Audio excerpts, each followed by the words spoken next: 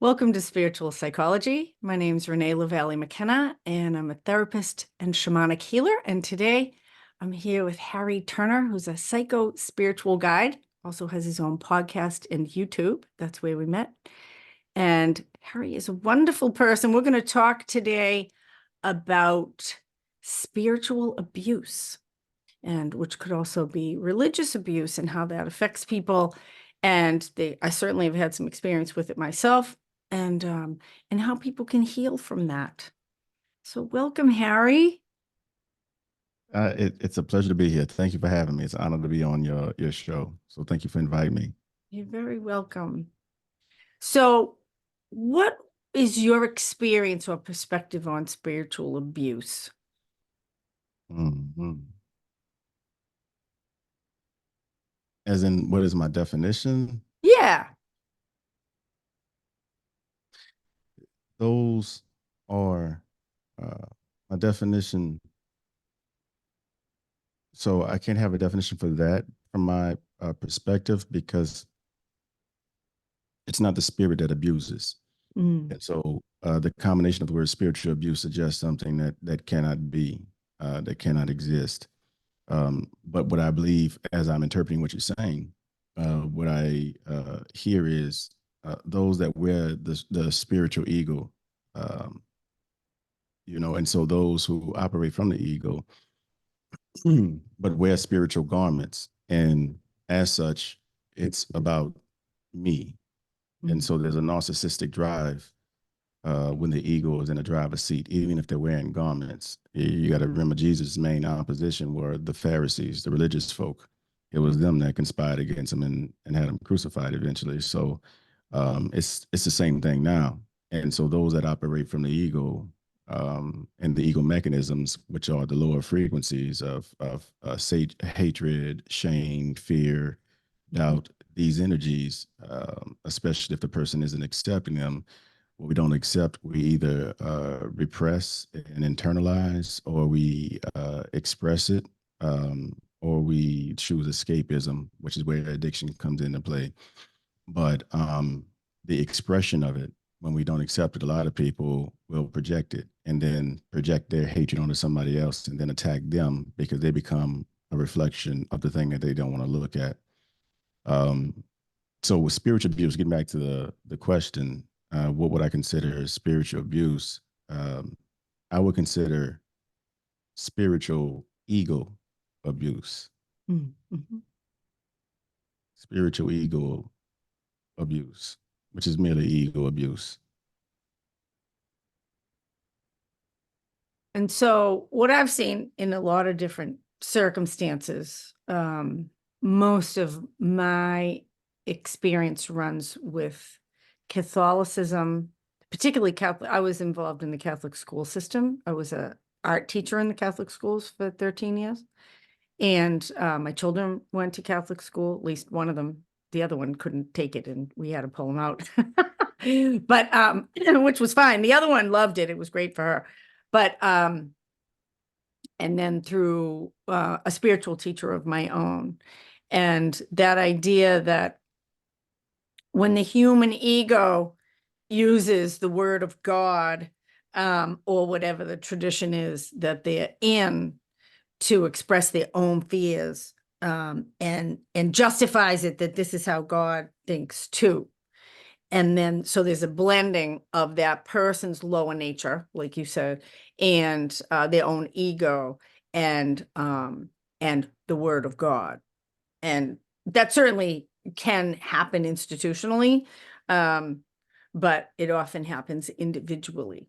And so, like, you have abusive school teachers who threaten children with terrible things and how God will feel about them if they don't be quiet in church or wear the right socks or whatever it is that they have to do.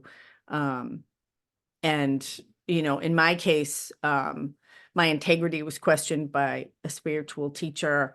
And I I realized for myself, I had put this teacher as an intercessor to God, and that they had taken on kind of a godly role for me, which is, of course, very common in humans. We do that all the time, godify people, right? And it was really confusing for me when that relation broke, because it was so interspersed and so much of my own spiritual practices had come through that relationship, that the ending of that relationship really caused confusion and a schism in my relationship with God, which was I was an adult when that happened. So it was actually a really strengthening experience for me in the long run, although it was traumatic at the time, to be able to reconnect in a mystical or direct way with God, even though technically that's what the practices were, without that intercessor in the way. Mm, mm. Yeah, Which is ultimately what a teacher is meant to be. If you don't mind, can I read a little something from my favorite author? of course. Okay. And this comes from the prophet. No man can reveal to you aught but that which already lies half asleep in the dawning of your knowledge. The teacher who walks in the shadow of the temple among his followers gives not of his wisdom, but rather of his faith and his loveliness. If he is indeed wise, he does not bid you into the house of his wisdom, but rather leads you to the threshold of your own mind. The astronomer may speak to you of his understanding of space, but he cannot give you his understanding. The musician may sing to you of the rhythm which is in all space, but he cannot give you the ear which arrests the rhythm, nor the voice that echoes it. And he who is versed in the science of numbers can tell you of the regions of weight and measure, but he cannot conduct you thither. For the vision of one man lends not its wings to another man. And even as each one of you stands alone in God's knowledge, so must each one of you be alone in his knowledge of God and in his understanding of the earth. Mm.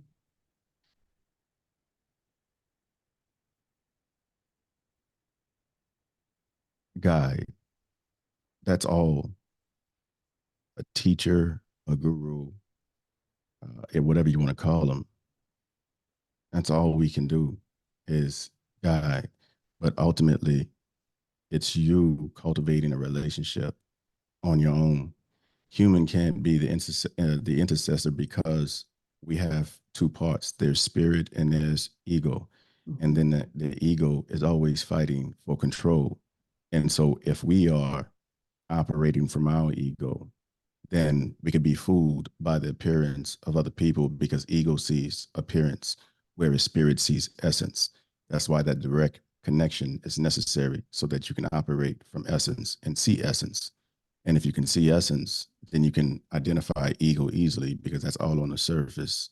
And then you can understand the saying, forgive them for they know not what they do. The ego does not know, it thinks. It was designed to think. The mind was designed to think, but not know.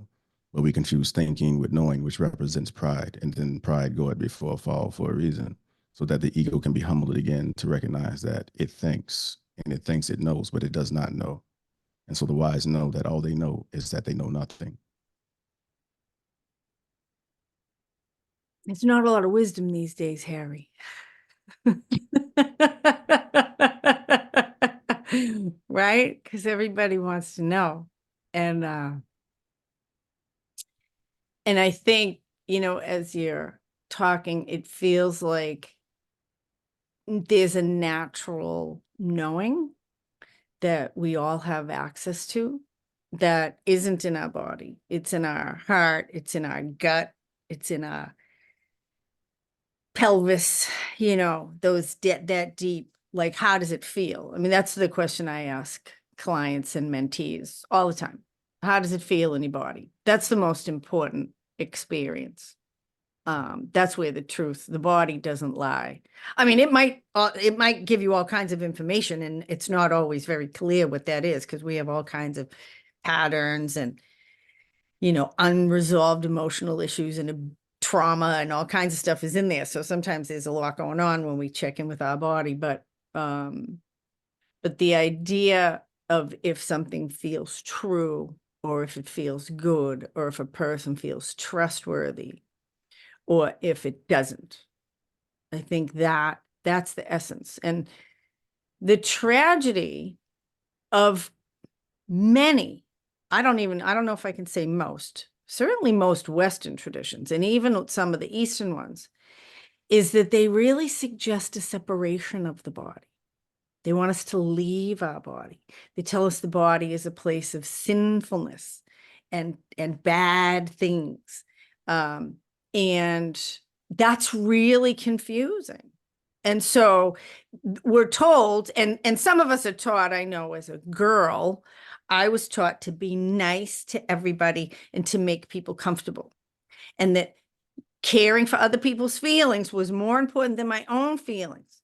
So when people did things that made me feel awkward, I was to overcome my own gut feeling, which is like, this person's creepy or this person's bad, and be nice to Uncle Johnny or the weird next door neighbor or the teacher who was a mean, abusive lady, and to suppress my own and separate myself. I mean, it's a very interesting thing.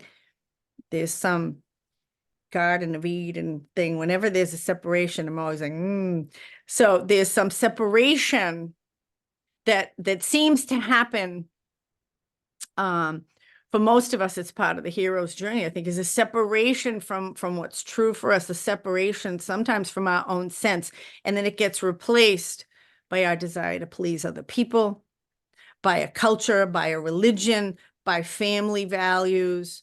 That is this, it's probably the most initial essence of spirit, is that ability to connect with what feels like goodness and source and resource, and to be confused about what that is, or to be deceived or even betrayed, and to overcome and it gets twisted. I know it certainly got very twisted for myself. Yeah. Mm-hmm. That I didn't trust myself. Yeah. Mm-hmm. Yeah. It's a humbling experience.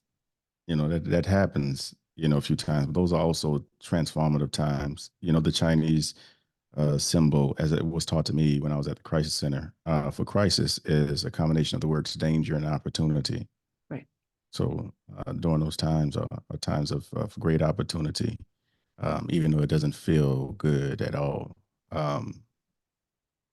But a lot of things that you said, um, it's really an alignment to love.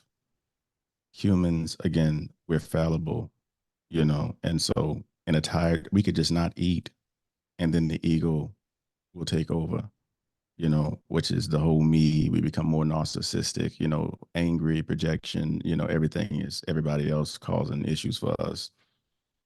So there's so many influences that the human mind can have, but it's about moving from your head down to your heart. When you move from eye to sky level, when you move from the snapshot view to the panoramic view of things, and that's really about you going to that center and calibrating yourself according to the frequency of love. Love and truth are married. So if you're trying to understand what the truth is, know that love is married to it. And so anything that is unloving is not true. Anything you think that is unloving is not true. Anything you heard or was said to you that is unloving is not true. So it was spoken from another place, the part of us that operates in non-truth, which is actually the ego. So when it comes down to religious institutions, if the ego hears the word, then understanding truth is an experience. Trying to arrest truth is like trying to capture the wind with one hand. It cannot be packaged like that.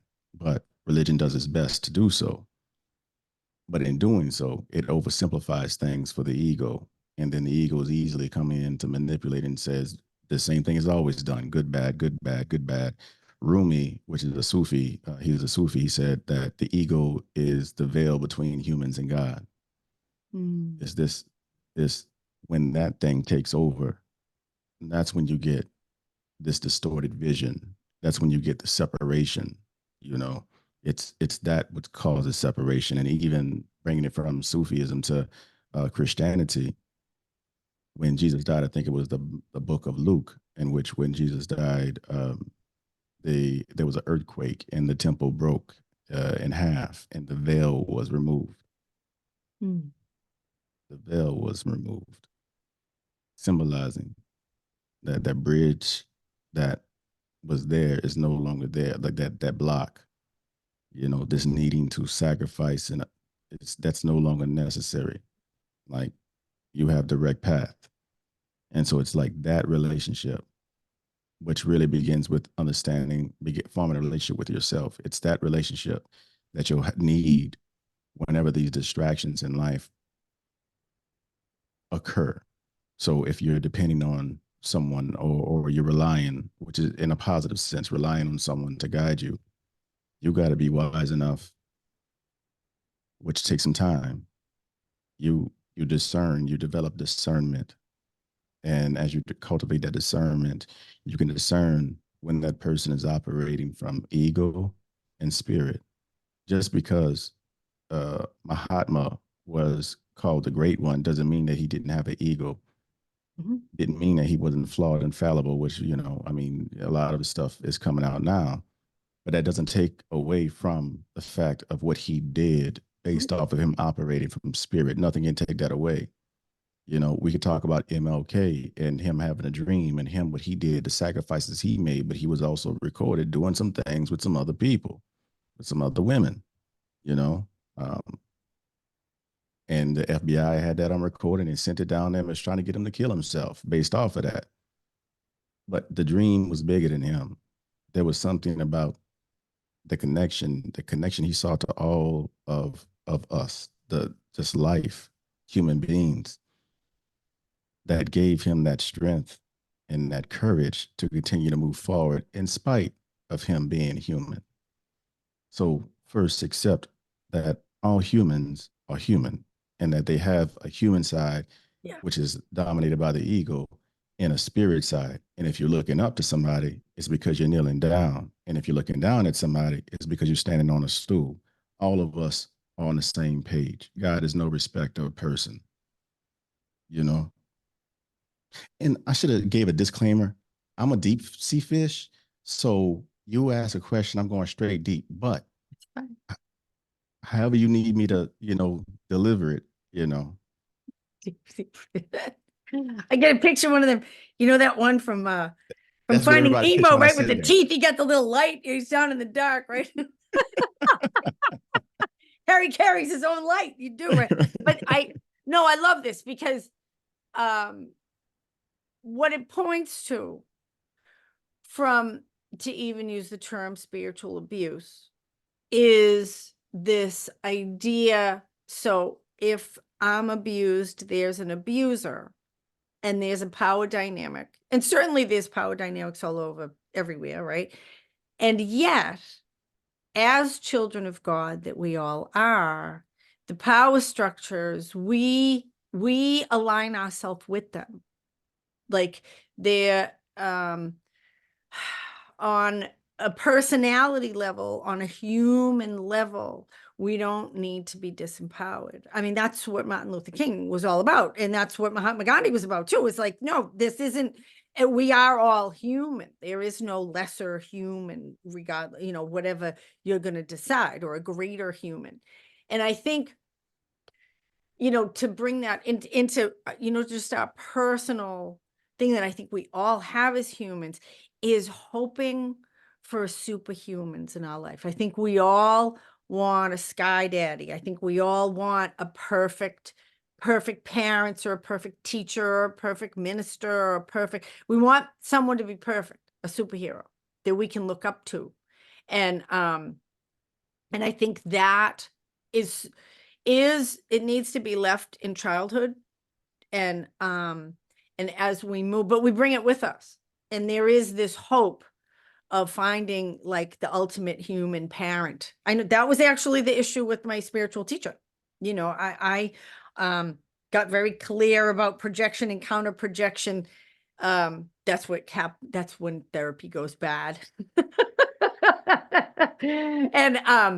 And just if people don't know, so projection is when, as a client, you're projecting stuff onto the therapist that's not them. Like, I wanted this person to be my mother, or you might want your therapist to think they're a certain way that they may or may not be. And then counter projection is when the therapist has their unresolved issues and they project them onto the client, right? And so that's what happened in my dynamic. And but she wouldn't own her part and I owned mine, and we ended up breaking up, and that was fine. It was actually in the long run good. However, the abuse piece is about being victimized. And I think the lesson of victimization is how to grow in empowerment so that we aren't in that position of victimization and being less anymore.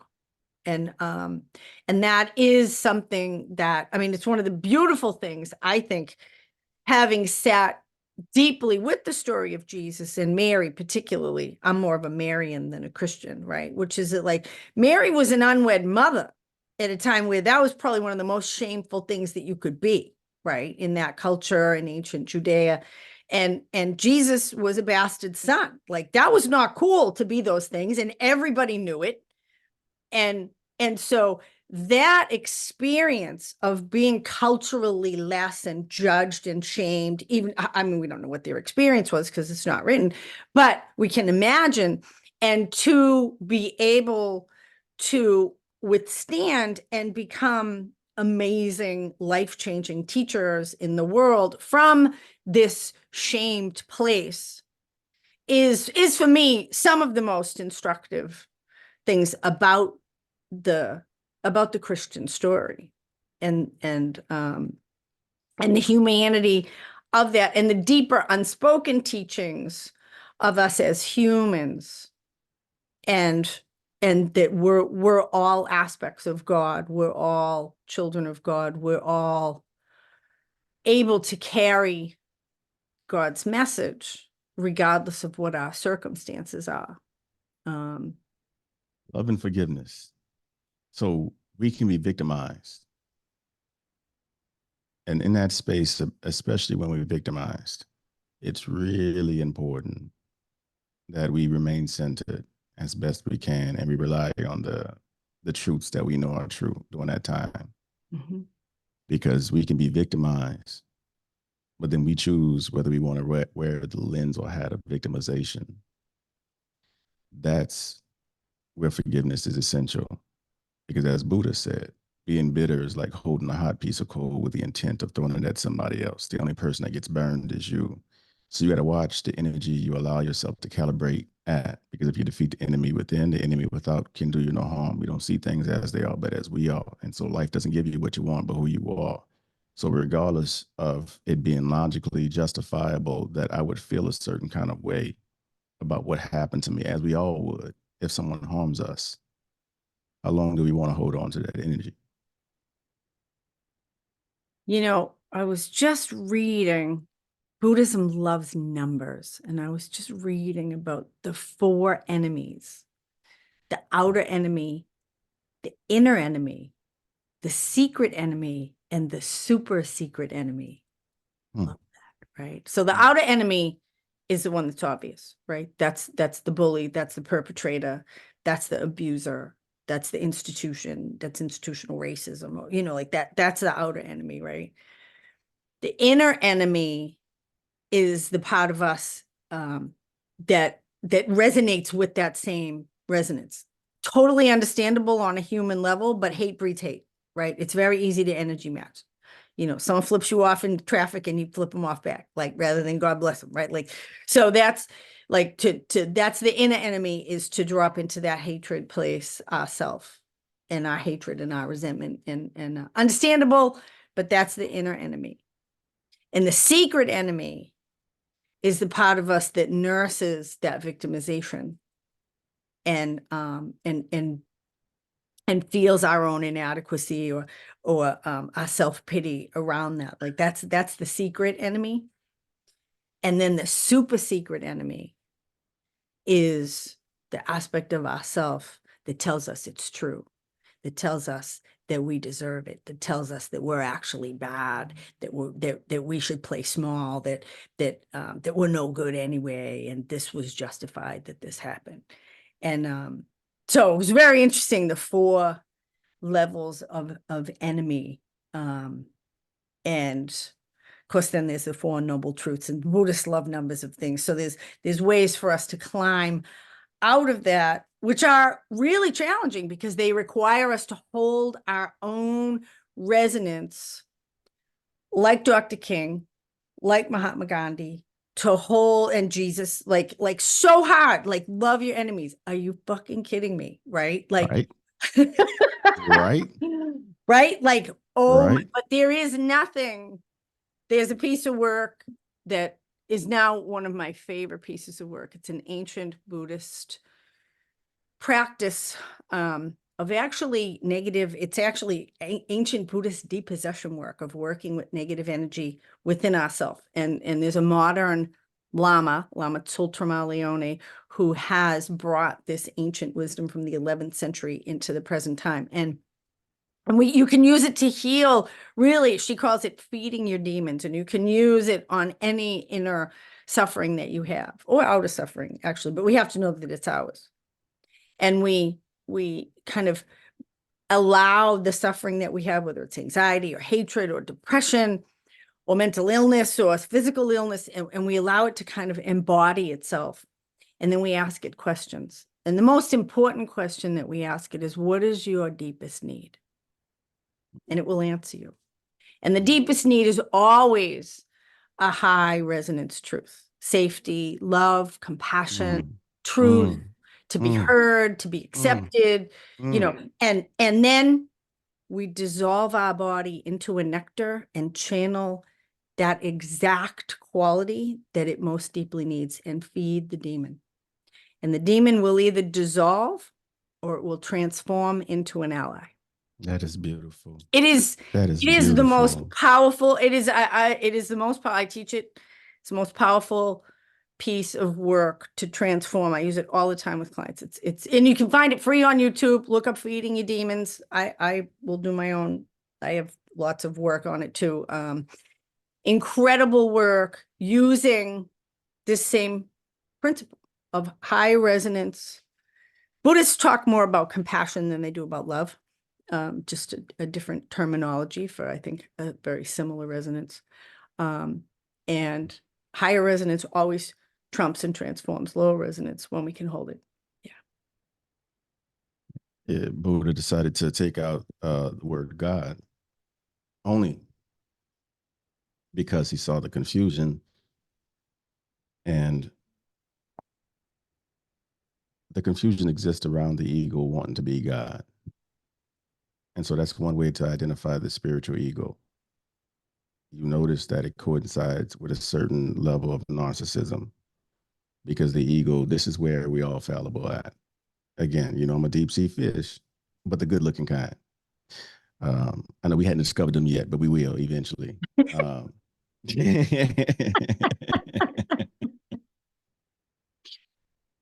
Oh man, I lost my train of thought. What was I saying? I'm sorry.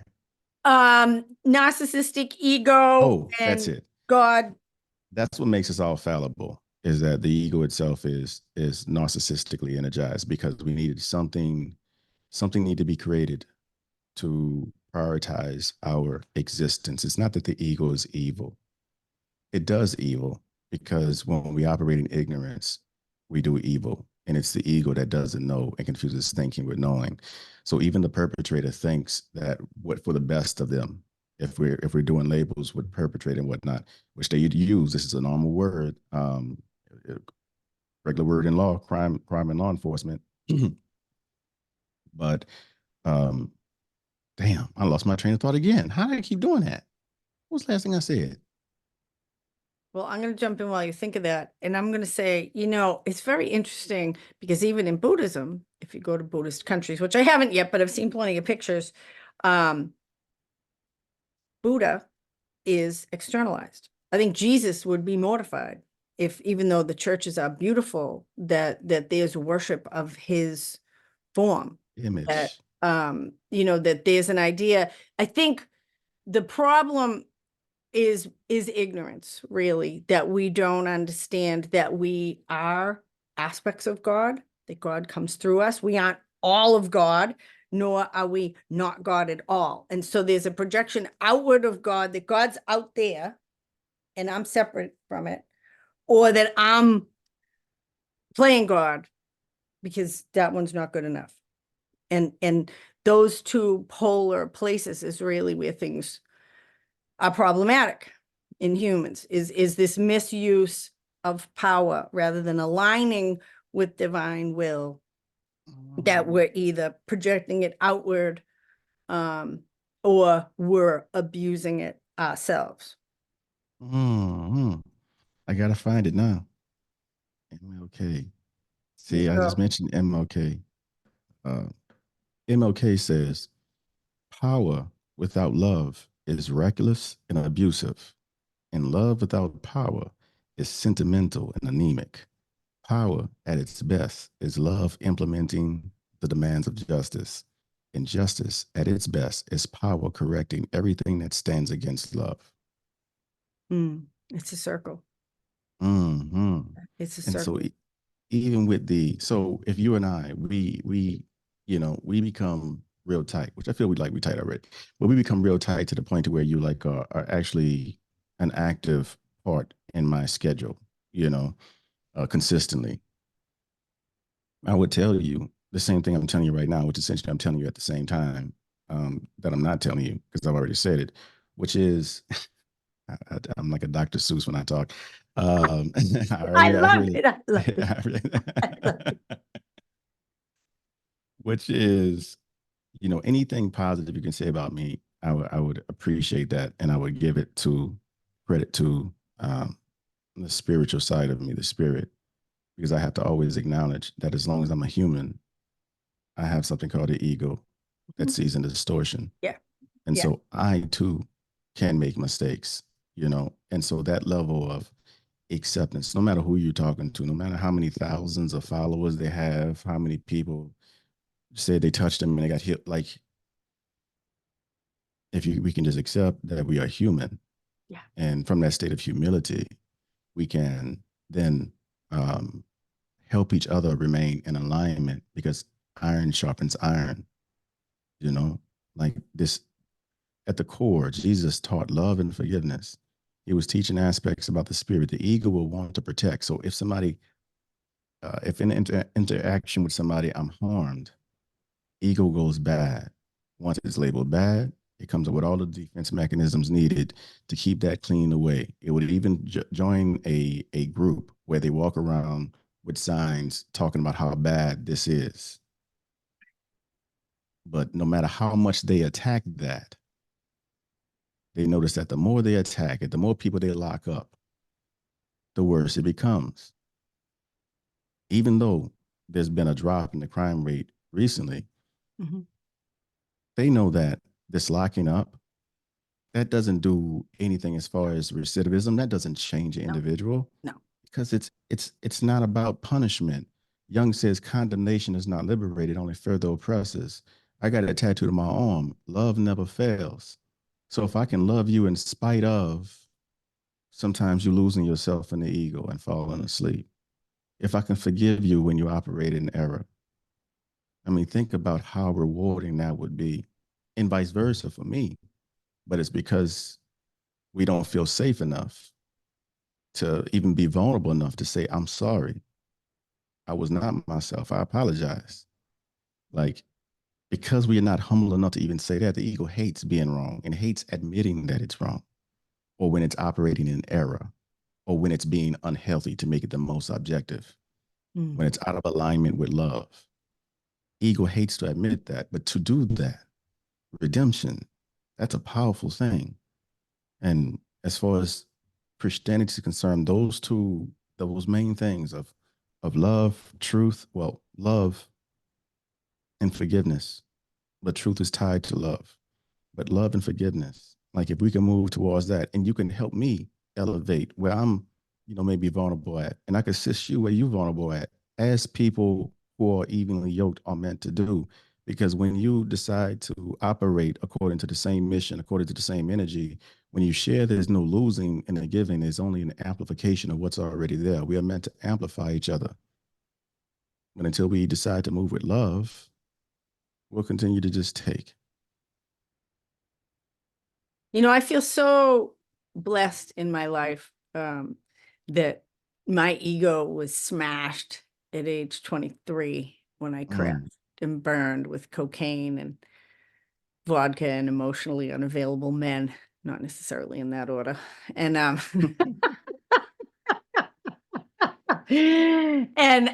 ended up in church basements in 12-step meetings, being asked to turn my life and my will over to God, of my misunderstanding.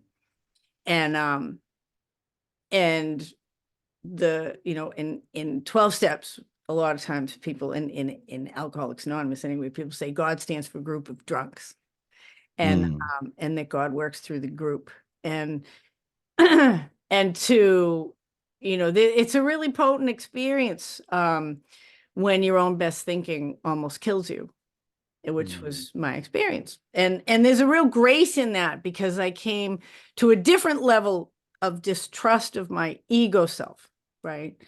That I realized was going to kill me, and I needed to surrender myself first to this kind of 12-step thing, and be willing to do some basic Christian principles. I mean, the 12 steps are based on a thing that was called the Oxford Group, that was actually based on second century Christian groups that got together and practiced Jesus' teachings in 6 steps at that point, which was to surrender to God, to clean your own house, to make reparations to anybody you had harmed, and then to pass the word on to others. That was I don't think that's 6, but it was something like that. That's a basic idea, right? And then, and so that's been my life path, really, is the 12 steps. And there is a great grace in having your butt kicked completely and losing everything. And now I've lost everything. Now I give it away. I just gave it all away about 18 months ago. I don't even care about all this stuff anymore. And to grow in this experience of love and service that first was just completely given to me, and then I was told I had to give it away to keep it, right? And so that's really become the foundation of my life, is love and service, and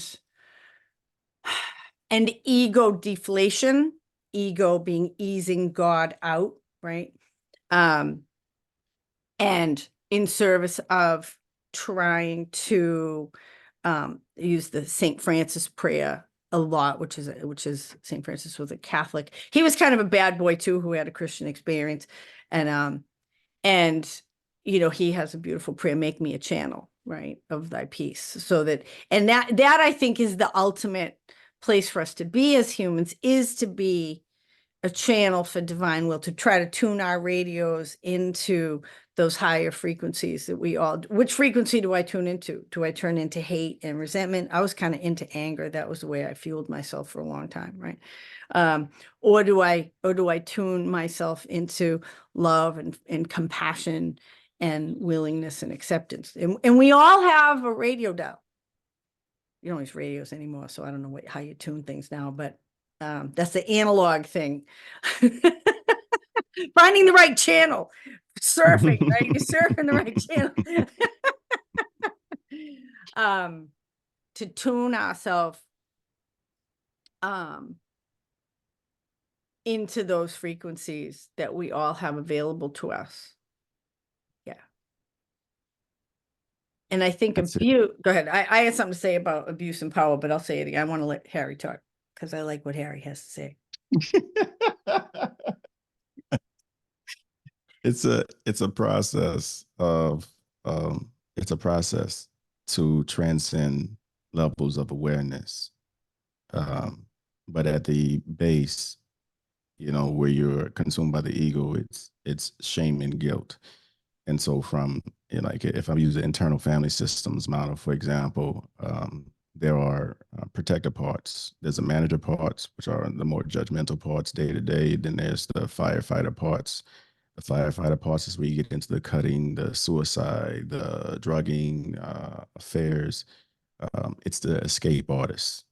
But both of these protectors are designed to keep the system stabilized because of the vulnerability that it experiences from the exiles, being the wounds, those parts of us that carry the heaviest wounds, which we call the inner child, and which we exile when the inner system is burdened. We exile these parts of us, but yet they still cry out to us, and we still experience those emotions. To try to silence those emotions, that's where, in the physical, again, we don't see things as they are, but as we are, until the unconscious becomes conscious. It will direct your life, and you'll call it fate. The conscious adult is trying to keep the inner child quiet. That's all it is pain. Like that's when you begin to like see, when you begin to transcend levels of consciousness, awareness, you move from just that snapshot view. You move from just this is happening to me, and you can experience vision on a more expansive scale, awareness on a more expansive scale, when you can include other people in that vision besides just the me. No matter how painful it is, you can begin to see that yeah, it is true that hurt people. And when we're cut, we bleed all over those closest to us. And so then there's the level of compassion that's there too. But you still got to decide, in the case of people who still adopt, you say, well, okay, I forgive them, but they're still an asshole. Mm-hmm. Then forgive them, but then you still got to decide what type of relationship you want to have with that person. Forgiveness is to relinquish your desire to see the person that has caused you harm punished. So you must relinquish that energy because it's poisoning you, not them. And so you forgive them, but you still got to decide what type of relationship you want to have with them if they have not changed, despite the I'm sorries, because the ego deceives. And so, despite the I'm sorries, if they're not changed, true repentance means to desist. To desist means to change direction. So they ain't even got to say, I'm sorry. If you see the person has changed direction, then that means that they have repented in spirit. And so then there can be a realignment if you choose to do so, a reconciliation. But so long as that person is bleeding all over the place, and so long as they're burning, you got to decide how close you want to get to them, because the closer you get to them, the higher the probability you're going to get burned too. So really does require a certain level of it demands a certain level of awareness to become compassionate, to become forgiving, but ultimately the path is through the heart. It's always going to be love. And then you realize, based off of love and adopting love, your experience becomes recontextualized. The way you see yourself becomes recontextualized from that experience of love, which then changes the content. And when the content changes based off of that calibration of love, the relationship that you have with yourself changes as a consequence. Which is really what the golden rule is about, which is, well, I don't know if it's the golden rule. You probably know the best word for this is the teaching of to love God, to love others, and to love yourself, right? Love the Lord thy God with all thy heart and all thy soul. Love thy brother as thyself, right? And so that's God, others, and self. And I think that triad is, we all have a weak spot on that triad. And growing in those weak spots is really our work. And I know for myself, I feel like I've always lived a very grace-filled life. I've always been taken care of. And I mean, I've had all kinds of crazy shit happen to me, but that's fine. So, and so I feel like I have been cared for by the universe. And I have often been generous in my love of other people. And yet my love of myself has been at a real deficit. Like I have not treated, so this is twisted and everybody has their own unique thing. Some people treat themselves better than other people. I tend to deplete myself and give more and not enough to myself. And so and it's really important. I think that there is balance in that. It's like an equilateral triangle. I think it's really important to have balance and notice. I might have self and others good, but if there's no God, if there's no understanding or connection with the larger system, then there's a deficit, right? If I have me and God, it's just me and God, right? And no others, that's a deficit. If I have others and God, but no me, that's a deficit, right? So there's looking at how to bring that balance, like in talking about forgiveness, to be resonating with divine love, with higher resonance, with forgiveness and understanding of others' suffering and that hurt people. And that's been the path for my own forgiveness, is to really walk through the life in my head of the other person and how did they come to be the way that they are. Totally understandable. When I do that, I understand anybody. I can understand Hitler. I can understand anybody. how they came to be the way they are. A little twisted, but it is understandable. And so understanding others, understanding God, understanding myself, like you were just talking about, if I'm forgiving, but forgetting too, like if I'm not including my own experience, okay, so I can be forgiving to you. And then, oh, my boyfriend beats me up. Oh, but he doesn't really mean it. Oh, he's, I understand he was hurt and this and that, but I'm going to go back to him. He's going to beat me again. That's not loving. That's not That's love. not loving. That's not loving myself. It's not actually even loving to him. Allowing other people to abuse us is actually harmful to them. I've come to realize that, actually. Participating in my own abuse with another person is actually harmful to the other person. Yeah, I'm participating in their negativity. Aside from the fact that I deserve the same amount of consideration as everybody else does. So that's been really helpful to me as a person who tended to exclude my own needs out of a circumstance. But people have different places they plug into that, and I've found that ancient wisdom of that triad to be a really important thing to ask myself of where I'm at on the love triangle. I have been very much in my when in ego, lost in ego, and definitely in time periods when lost in ego, very masochistic as well. Mm-hmm. And that's also a mechanism of the ego.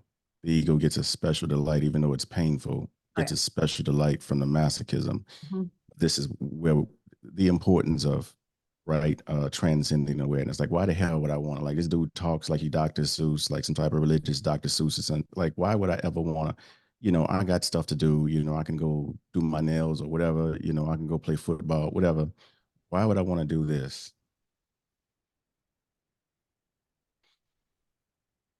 It's so that you can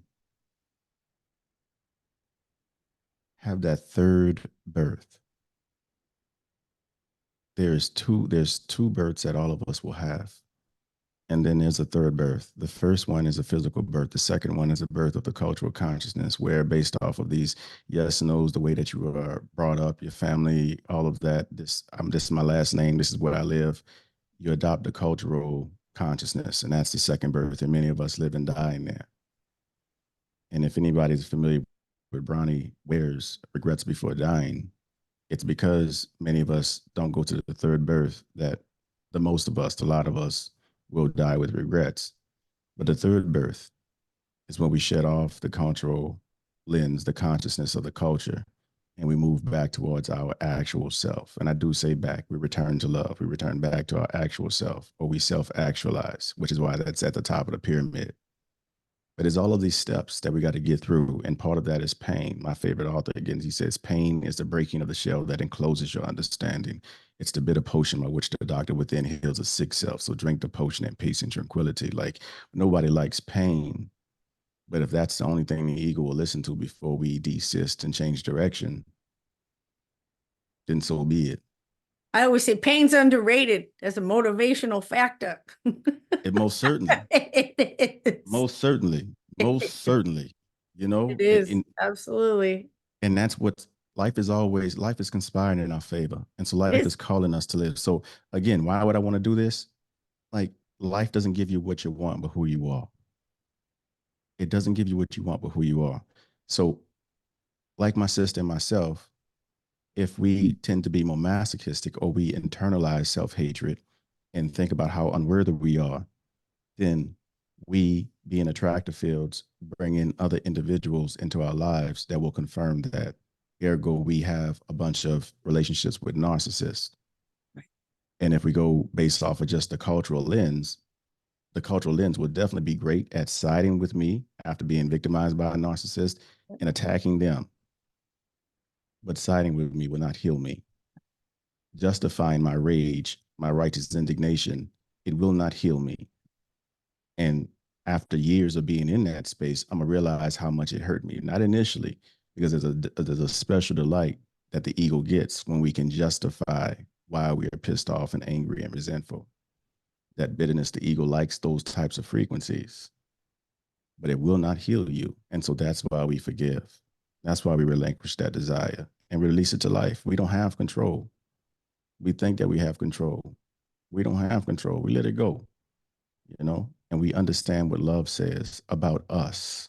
Because when that relationship happens, when that relationship is repaired, then you flow over with that love. I can only give you what I have. So then everyone else gets the excess. And then you can understand that frequency when you're around not love, when you're not around that. But until then, again, life gives us who we are.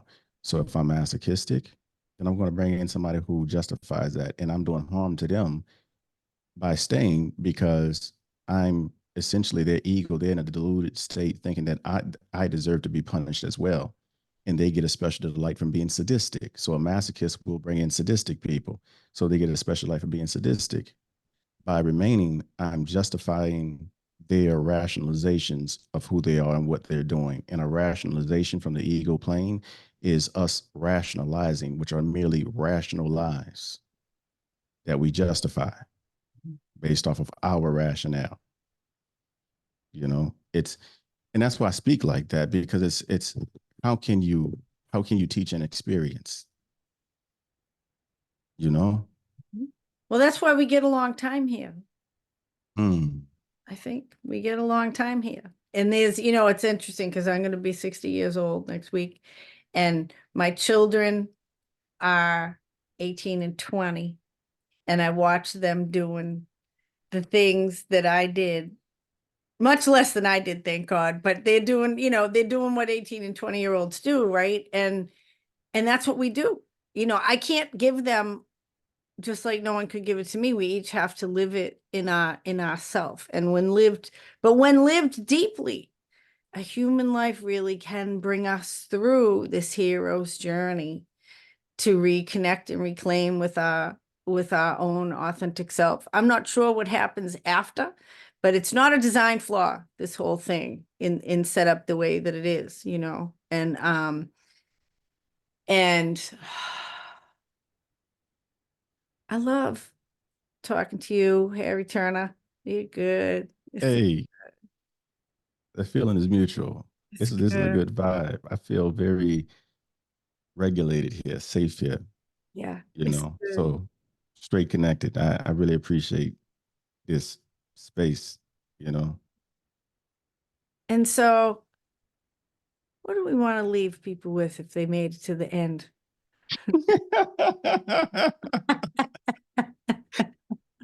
Some might be out trying to get a thesaurus to understand what I'm talking about.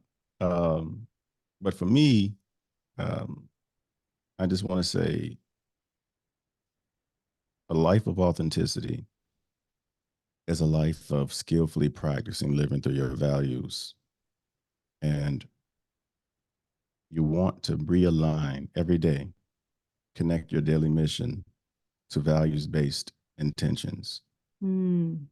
Because this life, you'll find that if you don't do that, if you don't tell your mind what to do, your mind will tell you what to do, and you're going to end up being fulfilling other people's priorities. And so we pay attention. Wherever attention goes, energy flows. We pay attention to things that are not in alignment with us, which is an error, because the only thing you need to really bring your energy towards is things that are of value to you. When we place our attention somewhere, we declare it energetically significant, and significant is the quality of being worthy of attention. So know that your attention is extremely valuable and that you need that most. Everyone else gets the excess, but you bring it home first. Love you. Life. Life. Love is for everyone. Love you. Beautiful. Thank you, Harry. Thank you. Blessings on all you do in the world. Thank you. Thank you. Received. And same to you, sister.